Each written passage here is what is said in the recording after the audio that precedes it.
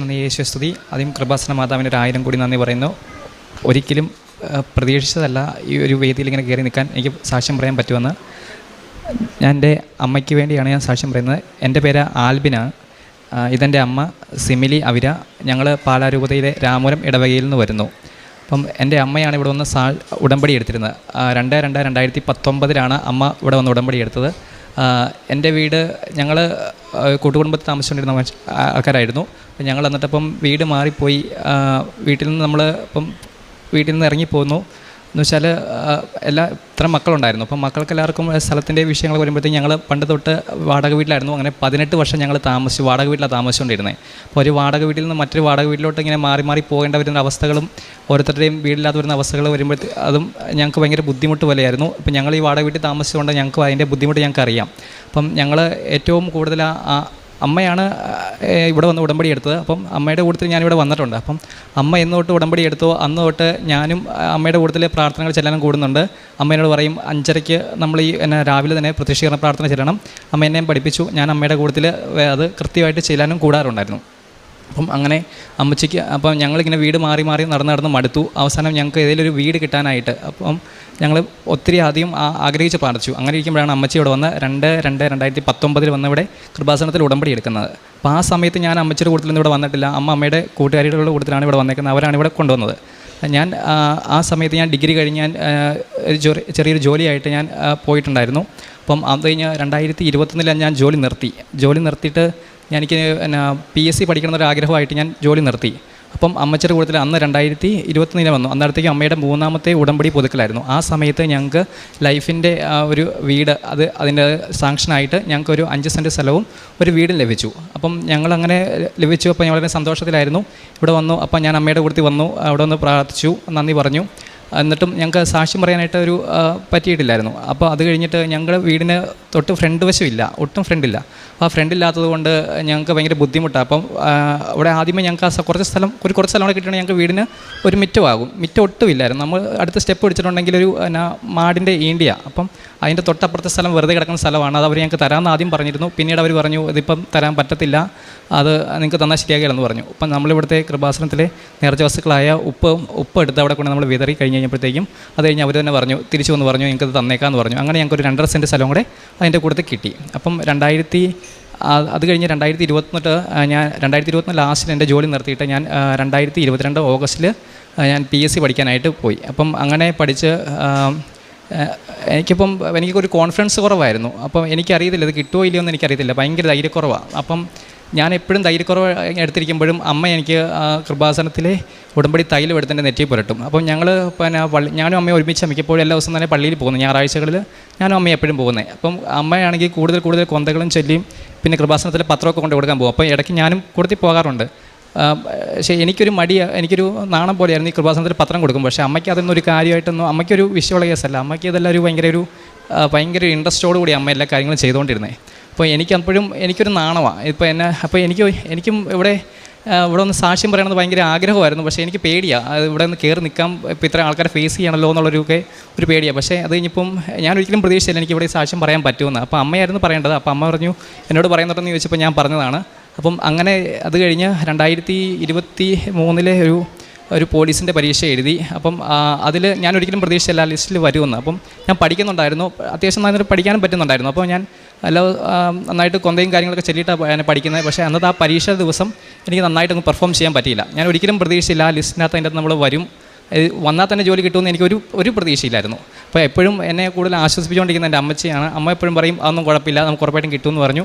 അങ്ങനെ വന്നു. ഫിസിക്കലിന് പോയി. അപ്പോൾ ഫിസിക്കലിന് പോയി കഴിയുമ്പോഴത്തേക്കും അതിന് പ്രാക്ടീസ് ചെയ്തുകൊണ്ടിരിക്കുന്ന സമയത്ത് ഓരോ സമയത്തും ഒന്നെങ്കിൽ കാലിടിക്കും, കൈയിടിക്കും, അവിടെ ഇടിക്കും, ഭയങ്കര വേദനകളാണ്. അപ്പം എപ്പോഴും വേദനയാണ്. പിന്നെ നടക്കാനും പറ്റത്തില്ല, ഭയങ്കര ക്ഷീണമോ കാര്യങ്ങളൊക്കെയാണ്. ഇങ്ങനെ വരുമ്പോഴും എപ്പോഴും ഈ കൃപാസനത്തിലെ ഉടമ്പടി തൈലം അതെടുത്ത് പുരട്ടിയിട്ട് പോയി കഴിയുമ്പോൾ ഭയങ്കര ആശ്വാസമാണ്. പിന്നെ അതിൻ്റെ ഇടയ്ക്ക് വരുന്ന ഇഷ്ടംപടി പരീക്ഷകളുണ്ട്. അപ്പോൾ എപ്പോഴും പരീക്ഷകൾ വന്നുകൊണ്ടിരിക്കും. അപ്പം പോകുന്ന സമയത്തെല്ലാം ഈ കൃപാസനത്തിലെ ഉപ്പും ഉടമ്പടി തൈലം എടുത്ത് നെറ്റി പുരട്ടിയിട്ടാണ് ഞാൻ പോകുന്നത്. അപ്പോൾ അത് അമ്മയാണ് പുരട്ടി തരുന്നത്. ഞാൻ പുരട്ടിയിട്ട് എനിക്ക് സമാധാനമാകത്തില്ല. പക്ഷേ ഞാൻ അമ്മച്ചിനെ വിളിപ്പിച്ചുകൊണ്ട് വന്നിട്ട് അമ്മേനെ കണ്ട് തന്നെ വീണ്ടും അതെൻ്റെ നെറ്റി അത് പുരട്ടി കഴിഞ്ഞിട്ട് ഞാൻ അങ്ങനെ പോയിക്കൊണ്ടിരുന്നത്. അപ്പോൾ അങ്ങനെ പോയി എഴുതി. അത് കഴിഞ്ഞ ദിവസം അതിൻ്റെ എക്സാമൊക്കെ എഴുതി പാസ്സായി. എനിക്ക് മെഡിക്കലിന് പോകാൻ ചില പേടിയായിരുന്നു. അപ്പം എനിക്ക് മെഡിക്കലിൻ്റെ കേസ് എല്ലാവരും ഓരോരുത്തരുടെ കഥകൾ നമ്മൾ കേട്ടോണ്ടിരിക്കുമല്ലോ. അപ്പോൾ അങ്ങനെ കേട്ട് ആ കഥകൾ കേട്ടപ്പോൾ മെഡിക്കൽ ചിലപ്പോൾ കിട്ടാൻ പാടാന്നൊക്കെ പറഞ്ഞു. പക്ഷേ എനിക്ക് ധൈര്യക്കുറവാണ്. അപ്പോഴും ഈ എന്നെ കൃപാസനത്തിലെ ഉടമ്പടി തൈലമാണ് എന്നെ സംരക്ഷിച്ചത്. അപ്പോൾ അതെടുത്ത് പുരട്ടി പോയി. അവിടെ ചെന്ന് കഴിഞ്ഞപ്പോഴത്തേക്കും അത് മെഡിക്കലും ക്ലിയർ ചെയ്തു. എനിക്ക് അതിൻ്റെ അഡ്വൈസും വന്നു. ഇനിയിപ്പോൾ ഉടനെ അപ്പോയിൻമെൻറ്റും കിട്ടും. പിന്നെ അതിന് ശേഷം എനിക്ക് ഇപ്പോൾ വീണ്ടും പരീക്ഷ എഴുതിക്കൊണ്ടിരിക്കുകയാണ്. എനിക്ക് ഇനിയും പഠിക്കണം എന്ന് ഭയങ്കര ആഗ്രഹമുണ്ട്. അതിനു വേണ്ടി ഞാൻ മാക്സിമം ട്രൈ ചെയ്യുന്നുണ്ട്. അപ്പോൾ അതോടൊപ്പം തന്നെ പ്രാർത്ഥനയിലൂടെ മാത്രമാണ് എനിക്ക് ഈ സംഭവം കിട്ടിയത്. ഞാൻ ഒരിക്കലും പ്രതീക്ഷിച്ചതല്ല. ഞാനപ്പോൾ ജോലി ചെയ്തുകൊണ്ടിരുന്ന സമയത്ത് എനിക്കറിയത്തില്ലായിരുന്നു ഇത്. ഞാനവിടെ മൊത്തം ഈ ഫോണിലും കമ്പ്യൂട്ടറിലൊക്കെയാണ് നമ്മൾ ഓരോ കാര്യങ്ങൾ ചെയ്തുകൊണ്ടിരുന്നത്. അപ്പോൾ അവിടെ ജോലി നിർത്തി കഴിഞ്ഞ് കഴിഞ്ഞപ്പോഴത്തേക്ക് ഞാൻ ചുമ്മാ നമ്മളൊരു പേപ്പറിൽ ഒരു കണക്ക് കൂട്ടി നോക്കാൻ പോലും നോക്കിയപ്പോൾ ഭയങ്കര സ്ലോയാണ്, ഭയങ്കര താമസമാണ്. മത്സര പരീക്ഷകളുടെ കാര്യങ്ങൾ അറിയാലോ. മത്സര പരീക്ഷ എന്ന് പറയുമ്പോൾ നമുക്ക് പെട്ടെന്ന് സെക്കൻഡുകൾക്കുള്ളിൽ ആൻസർ കിട്ടണം. എനിക്കൊരു രക്ഷയില്ല. എനിക്ക് എഴുതാനും അറിയത്തില്ല. ഞാൻ മൊത്തം ഫോണിലും കാൽക്കുലേറ്ററിലും ചെയ്ത് എനിക്ക് കണക്ക് കൂട്ടാനോ അല്ലെങ്കിൽ എന്തെങ്കിലും ഒരു സ്പീഡിൽ എഴുതാനൊക്കെ ആയിട്ടും ഭയങ്കര ഡിലേയാണ്. അപ്പോൾ അങ്ങനെ വന്നു കഴിഞ്ഞപ്പോഴത്തേക്കും ഒരു രക്ഷയില്ല. അപ്പം ഞാൻ അന്ന സമയത്തും എപ്പോഴും പ്രാർത്ഥനയും കൊണ്ട് മാത്രമാണ് നമ്മൾ ഈ ലെവൽ വരെ എത്തിയത്. ഞാൻ ഒന്നും ജോലി നിർത്തി കഴിഞ്ഞപ്പോഴത്തേക്ക് ഒരു 0 ആയിട്ടാണ് ഇരുന്ന മനുഷ്യനാണ് ഞാൻ ഒരിക്കലും പ്രതീക്ഷിച്ചതല്ല നമുക്കിങ്ങനെ ഒരു സർവീസിലെത്താൻ പറ്റുമെന്നോ അല്ലെങ്കിൽ ഇങ്ങനെ ഒരു നല്ല നിലയിൽ എത്താൻ പറ്റുമെന്ന് ഒരിക്കലും പ്രതീക്ഷിച്ചില്ല. അതിന് കാരണം എന്ന് വെച്ചിട്ടുണ്ടെങ്കിൽ കൃപാസനത്തിൽ ഉടമ്പടി എടുത്തുകൊണ്ടാണ്. അമ്മ എടുത്തു. അമ്മയുടെ കൂടെ ഞാൻ വരും. ഇവിടെ ഞാൻ എൻ്റെ ഇടയ്ക്ക് 2 പ്രാവശ്യം വന്ന് പ്രാർത്ഥിച്ചു. എനിക്ക് ഭയങ്കര വിഷമങ്ങളൊക്കെ വരുമ്പോഴത്തേക്ക് ഞാൻ ഇടയ്ക്ക് ആരോടൊന്നും പറയില്ല. ചിലപ്പം ഒന്നെങ്കിൽ നമ്മുടെ അവിടുത്തെ പള്ളി പോകും, ഒരിടയ്ക്ക് ഞാൻ ഇവിടെ വന്ന് ഇങ്ങനെ പ്രാർത്ഥിച്ചിട്ട് പോയി. അപ്പം ഇതെല്ലാം കഴിഞ്ഞ് കഴിഞ്ഞപ്പോഴത്തേക്ക് ഞാൻ ഈ ഇടയ്ക്ക് ഇനിയിപ്പം ഉടനെ ഇതിൻ്റെ അപ്പോയിൻമെൻറ്റ് ലഭിക്കും. അത് കഴിഞ്ഞ ശേഷം എനിക്ക് വേറെ റിസൾട്ടും വന്നു. അതൊരു സ്പെഷ്യൽ എക്സാം ആയിരുന്നു. എനിക്ക് 1ാം റാങ്കിൽ ലഭിച്ചിട്ടുണ്ട്. അപ്പോൾ ഇതിനെല്ലാം കാരണം ഇവിടുത്തെ കൃപാസന മാതാവിൻ്റെ അനുഗ്രഹവും പിന്നെ ഇതിനുവേണ്ടി അമ്മച്ചി എടുത്ത എഫേർട്ടുകളാണ്. അപ്പോൾ അമ്മച്ചിയാണെങ്കിൽ എല്ലാ കൃപാസനത്തിലെ പത്രമൊക്കെ ആണെങ്കിലും ആശുപത്രികളിലൊക്കെ കൊണ്ടുപോയി കൊടുക്കുകയും ചെയ്യും. നമ്മുടെ അടുത്തുള്ള രോഗികളായ ആൾക്കാരെ സന്ദർശിക്കുകയും അവർക്ക് ഓരോ അസുഖമൊക്കെ ആണെങ്കിൽ എന്നോടും പറയും അവർക്ക് വേണ്ടി പ്രാർത്ഥിക്കണം. ഞാൻ അവർക്ക് വേണ്ടി പ്രാർത്ഥിക്കും. അതുപോലെ തന്നെ അവർക്ക് മരുന്ന് മേടിക്കാൻ പൈസ ഇല്ലാത്ത സമയത്തും പൈസയും കാര്യങ്ങളൊക്കെ അമ്മ കൊടുക്കുകയും ചെയ്യും. പിന്നെ എല്ലാവർക്കും വേണ്ടി അമ്മ പ്രാർത്ഥിക്കാറുണ്ട്. അപ്പം അതിൻ്റെ ഫലമായിട്ടാണ് ഞങ്ങൾക്ക് ഇവിടെ നിൽക്കാൻ പറ്റിയത്. പിന്നെ ഞങ്ങൾക്കൊരു വീട് ലഭിച്ചു. അപ്പം ഇനിയും അനുഗ്രഹങ്ങൾ വീണ്ടും ഇവിടെ വന്ന് പ്രാർത്ഥിക്കുന്നവർക്ക് എല്ലാവർക്കും ലഭിക്കുമെന്ന് ഞാൻ ഉറപ്പായിട്ടും വിശ്വസിക്കുന്നു. നമ്മൾ ദൈവത്തിന് വേണ്ടി കുറച്ചെങ്കിലും സമയം ചിലവഴിച്ചിട്ടുണ്ടെങ്കിൽ ദൈവവും നമുക്ക് വേണ്ടി സമയം ചിലവഴിക്കുന്നു 100% ഉറപ്പാണ്. നമ്മൾ ആത്മാർത്ഥതയോടെ പ്രാർത്ഥിക്കുകയാണെങ്കിൽ, നമ്മൾ ആത്മാർത്ഥതയോടെ ദൈവത്തോടൊരു കാര്യം പറയുക, എന്നിട്ട് ദൈവത്തോട് പറയുന്ന ആ കാര്യത്തിന് നമ്മൾ വില കൊടുത്ത് പ്രാർത്ഥിച്ചിട്ടുണ്ടെങ്കിൽ ഉറപ്പായിട്ടും നമുക്ക് അതിൻ്റെ ഒരു അനുഗ്രഹം നമുക്ക് ഉറപ്പായിട്ടും ലഭിക്കും. നമുക്കിപ്പോൾ എല്ലാവരും ഭയങ്കര ബിസി ലൈഫൊക്കെയാണ്. പക്ഷേ എന്നാലും ആ സമയത്തിൽ നമ്മൾ കുറച്ച് നേരമെങ്കിലും ഒരു അരമണിക്കൂറെങ്കിലും നമ്മൾ ദൈവത്തിന് കൊടുത്തിട്ടുണ്ടെങ്കിൽ ആ ദൈവം ആ അരമണിക്കൂറിന് പകരം അതിൻ്റെ 1000 ഇരട്ടി സമയം നമുക്ക് ഉറപ്പായിട്ടും തരും. നമ്മളെ എല്ലാവിധ ആപത്തുകളും നമ്മളെ കാത്തുരക്ഷിച്ചോളും. ഓരോ ഫിസിക്കലിൻ്റെ സമയത്ത് എൻ്റെ നടുവിനൊരു വല്ലാത്ത നടുവ് പിടിച്ചിട്ട് ഞാൻ 1 മാസത്തോളം തിരുമ്മിച്ചുകൊണ്ടിരിക്കുമായിരുന്നു. എന്നിട്ട് അത് കഴിഞ്ഞിട്ടാണ് എനിക്ക് ഫിസിക്കൽ വരുന്നത്. അപ്പോൾ ആ ഫിസിക്കലിൻ്റെ സമയത്ത് ഞാൻ ഭയങ്കര തളർന്നിരിക്കുകയായിരുന്നു. ഞാൻ ആഗ്രഹിച്ച ഒരു പരീക്ഷയുടെ ഫിസിക്കലിന് വേണ്ടിയിട്ടാണ് അതിനുവേണ്ടി നോക്കിയിരുന്നത്. പക്ഷേ അതെനിക്ക് കിട്ടിയില്ല. ദൈവത്തിന് നമ്മൾ ഒരെണ്ണം കിട്ടിയില്ലെങ്കിലും ദൈവത്തിനൊരു പ്ലാനുണ്ട്. പക്ഷേ ആ പ്ലാൻ അത് നമ്മൾക്കറിയത്തില്ല. നമ്മൾ ഈശോയും മാതാവിനോട് നമ്മൾ ചോദിക്കുക. നമ്മൾ വീണ്ടും പ്രാർത്ഥിച്ചുകൊണ്ടിരിക്കുക. അപ്പോൾ ആ സമയത്ത് എനിക്ക് എഴുന്നേറ്റ് നടക്കാൻ പോലും പറ്റത്തില്ലായിരുന്നു. അപ്പോൾ ഞാൻ കുറച്ച് നേരം ആദ്യമേ കുറേ സങ്കടമൊക്കെ വന്നു. പിന്നെ അത് ഞാൻ ഓർത്തു മാതാവിനും ദൈവത്തിനൊക്കെ ഒരു പ്ലാനുണ്ട്, അത് നടക്കുകയുള്ളൂ എന്ന്. അപ്പോൾ അങ്ങനെ എത്രയും പെട്ടെന്ന് നടക്കാനൊക്കെ സാധിച്ചതെന്ന് പറഞ്ഞാൽ കൃപാസനത്തിലെ ഈ തൈലമാണ്. തൈലം വെച്ച് കഴിയുമ്പോഴത്തേക്കും നമുക്കൊരു ധൈര്യം എനിക്കെന്നാണെങ്കിലും ഉപയോഗിച്ച് കഴിഞ്ഞാൽ പിന്നെ ഭയങ്കര ധൈര്യമാണ്. അത് തന്നെയാണ് അമ്മച്ചി എൻ്റെ വല്യമ്മയ്ക്കും വീട്ടിൽ ആർക്കെങ്കിലും എന്തെങ്കിലും ഒരു അസുഖമോ കാര്യങ്ങളോ എന്തെങ്കിലും ഉണ്ടെങ്കിൽ കൃപാസനത്തിലെ ഉപ്പും ആ ഉടമ്പടി തൈലവും ഉപയോഗിച്ചിട്ടാണ് ഞങ്ങൾ ഇത്രത്തോളം സകലവിധ രോഗപീഠകളിൽ നിന്ന് ഞങ്ങൾ അതിനെല്ലാം ധൈര്യമായിട്ട് നേരിട്ടത്. ഇനി ഇവിടെ വന്ന് പ്രാർത്ഥിക്കുന്ന എല്ലാവരോടും എനിക്ക് പറയാനുള്ളത്, നമ്മളത് വിശ്വാസത്തോടെ നമ്മളത് സ്വീകരിക്കുവാണെങ്കിൽ, നമ്മൾ ദൈവത്തിന് വേണ്ടി കുറച്ച് സമയമെങ്കിലും നമ്മുടെ മനസ്സറിഞ്ഞ് നമ്മൾ ചിലവഴിക്കുകയാണെങ്കിൽ, മാതാവിനും നമ്മൾ ലോകത്തിന് വേണ്ടി പ്രാർത്ഥിക്കുവാണെങ്കിൽ ഉറപ്പായിട്ടും നമുക്ക് ഒത്തിരി അനുഗ്രഹങ്ങൾ ലഭിക്കും. പിന്നെ അതോടൊപ്പം നമ്മളെക്കൊണ്ട് ചെയ്യാൻ പറ്റുന്ന നിരവധിയായ ചെറിയ കാര്യങ്ങളൊക്കെ മതി. നമുക്ക് ചെറിയ കാര്യങ്ങൾ ഓരോരുത്തർക്ക് സഹായം ചെയ്തു കൊടുത്താൽ തന്നെ നമുക്ക് ദൈവം വലിയ കാര്യങ്ങൾ നമുക്ക് ചെയ്തു തരും. നമ്മളെക്കൊണ്ട് ചെയ്യാൻ പറ്റുന്ന ചെറിയ കാര്യങ്ങൾ നമ്മൾ ഓരോരുത്തർക്കും ചെയ്തു കൊടുക്കുക. എല്ലാവർക്കും വേണ്ടി പ്രാർത്ഥിക്കുകയാണെങ്കിൽ ഉറപ്പായിട്ടും ദൈവം നമ്മുടെ പ്രാർത്ഥന കേട്ടും. ഞാൻ ഒരിക്കലും പ്രതീക്ഷിച്ചതല്ല ഇവിടെ വന്നിങ്ങനെ സാക്ഷ്യം പറയാൻ പറ്റുമെന്ന്. ഇവിടെ വന്ന് സാക്ഷ്യം പറയാൻ അനുഗ്രഹം നൽകിയ മാതാവിനും തിരുക്കുമാരനും 1000 കോടി നന്ദി പറയും. എൻ്റെ പേര് സിമിലി. ഞാൻ എൻ്റെ അമ്മച്ചിയാണെങ്കിൽ ഒരു സ്ട്രോക്ക് വന്ന് തളർന്നു പോയതായിരുന്നു. അപ്പോൾ അമ്മച്ചി ഇവിടെ ഇല്ലാത്തതുകൊണ്ട് അമ്മച്ചീനെ കൂട്ടിക്കൊണ്ട് വന്നെങ്കിലേ പറയാൻ പറ്റുള്ളൂ എന്ന് പറഞ്ഞു. പക്ഷേ ഞാൻ ഉടമ്പടി തൈലം തേച്ച അമ്മച്ചിക്ക് വേണ്ടി പ്രാർത്ഥിച്ചു. എൻ്റെ അമ്മച്ചിക്ക് സ്ട്രോക്കൊക്കെ മാറി. നടക്കുന്ന നേരെയൊന്നും അല്ലായിരുന്നു, ചെരിഞ്ഞൊക്കെ ഓർമ്മയും പോയായിരുന്നു. പക്ഷേ എൻ്റെ അമ്മയ്ക്ക് ഇപ്പോൾ ഒരു കുഴപ്പമില്ല. വീട്ടിലെ പണികളൊക്കെ അത്യാവശ്യം ചെയ്യും. ഞാൻ പ്രാർത്ഥിച്ചത് എൻ്റെ അമ്മ അമ്മയുടെ കാര്യം മാത്രം നോക്കിയാൽ മതി എന്നായിരുന്നു ഞാൻ പ്രാർത്ഥിച്ചത്. പക്ഷേ എൻ്റെ അമ്മ ഇപ്പോൾ വീട്ടിലെ ചെറിയ ചെറിയ പണികളെല്ലാം ചെയ്ത് നല്ല രീതിയിൽ തന്നെ പോകും. ഇച്ചിരി ശകലം ഓർമ്മക്കുറവുണ്ട്. അപ്പോൾ ഒരു കറിക്കൊക്കെ എന്തെങ്കിലും എടുക്കണമെങ്കിൽ അമ്മ ഓർക്കും, ആദ്യം അമ്മ ആലോചിക്കുക എന്താ വേണ്ട, മുളക്, തേങ്ങ, അങ്ങനെ ഓരോന്ന് ആലോചിച്ചാണെങ്കിലും അമ്മയ്ക്ക് ചെയ്യാൻ സാധിക്കുന്നുണ്ട്. എൻ്റെ അമ്മയ്ക്കും ഞാൻ നേർച്ച വസ്തുക്കൾ കൊടുത്തിട്ടാണ് ഇങ്ങനെ സംഭവിച്ചത്. മരുന്ന് കൊടുത്തു എങ്കിൽ പോലും നേരെ വഴിക്കൂടെ ഒന്നും പോലെ ഇതിൽ വട്ടവും നീളമൊക്കെയാണ് നടന്നുകൊണ്ടിരുന്നത്. പക്ഷേ എൻ്റെ അമ്മയ്ക്ക് നല്ല രീതിയിൽ ഇപ്പം അത്യാവശ്യം ഓർമ്മയുണ്ട്, നടക്കാനും പറ്റും, വീട്ടിലെ പണിയും ചെയ്യാൻ പറ്റും, അമ്മയുടെ കാര്യങ്ങളും ചെയ്യാൻ പറ്റും. പിന്നെ എൻ്റെ വല്യമ്മയ്ക്കും അതുപോലെ തന്നെയായിരുന്നു. 4 ദിവസം മെഡിക്കൽ കോളേജിൽ മിണ്ടാതെ കിടന്ന് എൻ്റെ അമ്മച്ചി പേരമ്മയാണ്. ഞാനിവിടുന്ന് അവിടെ അമ്മേനെ കാണാൻ പോയപ്പം ഓപ്പറേഷത്തിൻ്റെ തലേദിവസം ഞാൻ കൊണ്ട് ഉടമ്പടി തൈലം കുരിശ് വരച്ച് പ്രാർത്ഥിച്ചു. ഓപ്പറേഷൻ കഴിഞ്ഞു. ആ അമ്മയെ ഏറ്റു നടക്കാൻ തുടങ്ങി. ഏറ്റു നടക്കുമെന്നൊന്നും ആരും പ്രതീക്ഷിച്ചല്ല, മരിച്ചു എന്നും പറഞ്ഞ് എല്ലാവരും കാത്തിരുന്നതാണ്.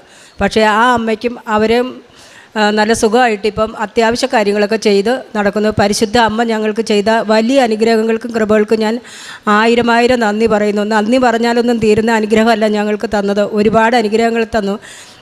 പിള്ളേരാണേലും നല്ല രീതിയിൽ പ്രാർത്ഥിക്കാനും എൻ്റെ കൂടെ എപ്പോഴും പ്രാർത്ഥിക്കാനും എൻ്റെ 2 മക്കളാണ് എനിക്ക്. അവർ 2 പേരും കൂടും. ഭർത്താവ് സ്ഥലത്ത് തടിക്കച്ചവടമാണ്. അപ്പോൾ പോയി കഴിഞ്ഞാലും 7 മണിയാകുമ്പോഴത്തേനും ഈ മോനൊക്കെ പായിട്ട് കുരിശ് വരയ്ക്കാൻ തുടങ്ങും. ആര് വന്നാലും വന്നില്ലെങ്കിലും ഇവർ പ്രാർത്ഥന തുടങ്ങും.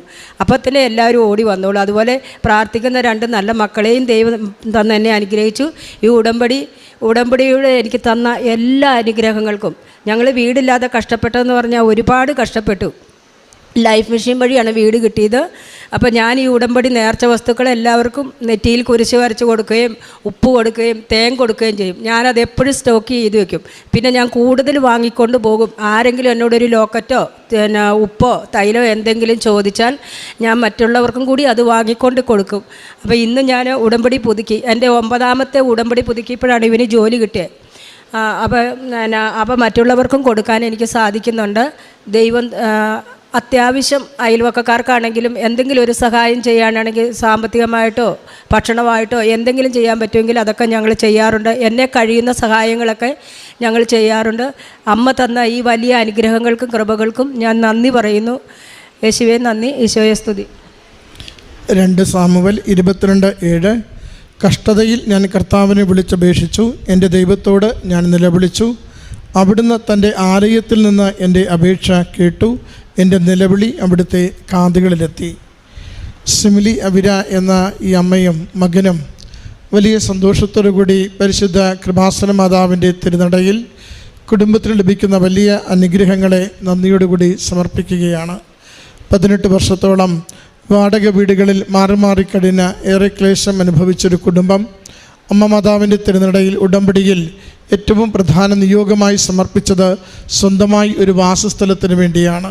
മകൻ പറഞ്ഞുവത് അമ്മ മാതാവിൻ്റെ സംരക്ഷണയിൽ അത് നിയോഗം എഴുതി സമർപ്പിച്ച് അല്പനാൾ മുന്നോട്ട് പോകുമ്പോൾ തന്നെ 5 സെൻറ്റ് സ്ഥലവും വീടും കൂടി ലൈഫ് പദ്ധതിയിലൂടെ അനുവദിക്കുകയും ബാക്കിയുള്ള സമ്പത്ത് കൂടി സ്വരുക്കൂട്ടി ഒരു സ്വന്തമായൊരു ഭവനം പൂർത്തീകരിച്ചെടുക്കുവാൻ ഈ നാളുകളിൽ അമ്മ മാതാവും തിരുക്കുമാരനും സഹായിച്ചതിനെക്കുറിച്ച് ഒരു നല്ല ജോലിക്ക് വേണ്ടിയുള്ള പ്രാർത്ഥനയും ആഗ്രഹവും മകനുണ്ടായിരുന്നു.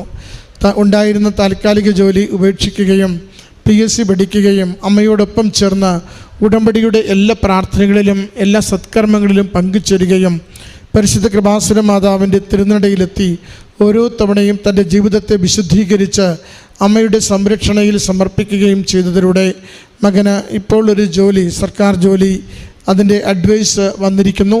മറ്റ് 2 ലിസ്റ്റുകളിൽ മകൻ വന്നു ചേർന്നിരിക്കുന്നു. അങ്ങനെ മകൻ്റെ ഭാവി ജീവിതത്തെ സുരക്ഷിതമാക്കി മകനെ പരിപാലിച്ചതിനെ സാക്ഷ്യപ്പെടുത്തി. ഇവരുടെ വാക്കുകളിൽ നിരന്തരം നമ്മൾ കാണുന്നത് ഏറെ ദൈന്യതയിലൂടെയും ക്ലേശങ്ങളിലൂടെയുമാണ് കുടുംബവും ജീവിതവും അതിൻ്റെ സാഹചര്യങ്ങളും കടന്നുപോയതെങ്കിലും അചഞ്ചലമായ വിശ്വാസത്തിൽ പരിശുദ്ധമ്മയുടെ ഉടമ്പടിയിലുള്ള മുഴുവൻ ശരണത്തിലും ജീവിതത്തെ നയിക്കുവാൻ ഇവർക്കെപ്പോഴും സാധിക്കുന്നുണ്ടായിരുന്നു. ജീവിതത്തിൽ വരുന്ന കാലാവസ്ഥകൾ മാറിയല്ല, മറിച്ച് അചഞ്ചലമായി അമ്മ മാതാവിൽ അടിയുറച്ച് നിന്നുകൊണ്ട് അമ്മയുടെ വലിയ സംരക്ഷണവും സഹായവും ജീവിതത്തിൻ്റെ ഏതൊരു വലിയ നല്ല പ്രശ്നങ്ങൾക്കും പരിഹാരമാകും. അതുകൊണ്ട് കൺവെട്ടത്തൊന്നും കാണുന്നില്ലെങ്കിലും എൻ്റെ കർത്താവെല്ലാം അറിയുന്നുണ്ട് എന്ന ബോധ്യത്തോടു കൂടി ഓരോ നിയോഗത്തെയും സമർപ്പിച്ച് പ്രാർത്ഥിക്കുന്നതാണ് ഈ മക്കളുടെ രീതിയെന്ന് നമുക്കറിയാം. അത് ഭവനം നിർമ്മിക്കുവാനോ സ്ഥലം വാങ്ങുവാനോ വഴിയൊന്നുമില്ലെങ്കിലും ഒരു സ്ഥിരമായ വാസസ്ഥലത്തിന് വേണ്ടി പ്രാർത്ഥിക്കുക. ജോലിയോ ജോലിക്കുള്ള സാധ്യതയോ കൺവെട്ടത്തില്ലെങ്കിലും ആ സ്ഥിര ജോലിക്ക് വേണ്ടി അമ്മ മാതാവിൻ്റെ അരികിൽ ശരണപ്പെട്ട് സമർപ്പിക്കുക. സമയച്ചുരുക്കത്തിൻ്റെ അമ്മ, അസാധ്യ കാര്യങ്ങളെ വേഗത്തിൽ സാധ്യതയാക്കി കൊടുക്കുന്ന അമ്മ, മക്കളുടെ ജീവിതത്തെയും അതിൻ്റെ കഷ്ടപ്പാടുകളെയും ദൈവസന്നിധിയിലുള്ള ഇടതടവില്ലാതെയുള്ള പ്രാർത്ഥനകളെയും സ്വീകരിക്കുകയും അത് അനുഗ്രഹമായി കുടുംബത്തിന് മാറ്റുകയും ചെയ്യുന്നുവെന്ന് അമ്മയും മകനും ഒരുപോലെ സാക്ഷ്യപ്പെടുത്തുന്നു. അമ്മയുടെ വാക്കുകളിൽ നമ്മൾ കേട്ടു, മുതിർന്ന മക്കൾ 7 മണിയാകുമ്പോൾ തന്നെ പായ വിരിച്ച് കുരിശു വരയ്ക്കുവാൻ ഇരിക്കുന്നു എന്നത് തന്നെ എത്രത്തോളം ദൈവികമായ സാന്നിധ്യവും ദൈവചിന്തയും മക്കളിൽ ആഴപ്പെട്ടിരിക്കുന്നു.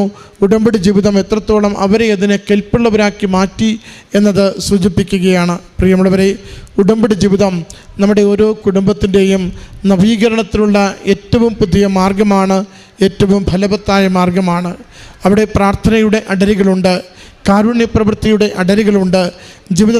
ജീവിതത്തെ തന്നെ വിശുദ്ധീകരിക്കുവാൻ കൗദാശിക ജീവിതത്തിലേക്ക് നമ്മളെ ചേർത്ത് നിർത്തുന്ന അടരുകളുണ്ട്. ഈ കൗദാശിക ജീവിതത്തിലുള്ള നമ്മുടെ ചേർന്ന് നിൽപ്പും വ്യക്തിപരമായ പ്രാർത്ഥനയിലുള്ള നമ്മുടെ വളർച്ചയും കാരുണ്യപ്രവൃത്തികളിലൂടെയുള്ള നമ്മുടെ സന്മനസ്സും ആത്മാവിൻ്റെ വിശാലതയും അത് ദൈവസന്നിധിയിൽ നാം സമർപ്പിക്കുന്ന അപേക്ഷകൾ വേഗത്തിലത് സ്വീകരിക്കപ്പെടുവാൻ, നമുക്ക് ഫലമണിയുവാൻ കാരണമാകുന്നു. അതിൻ്റെ സാക്ഷ്യമാണ് ഈ അമ്മയും മകനും ഈ തിരുവൾത്താരയിൽ സാക്ഷ്യപ്പെടുത്തുക, സമർപ്പിക്കുക.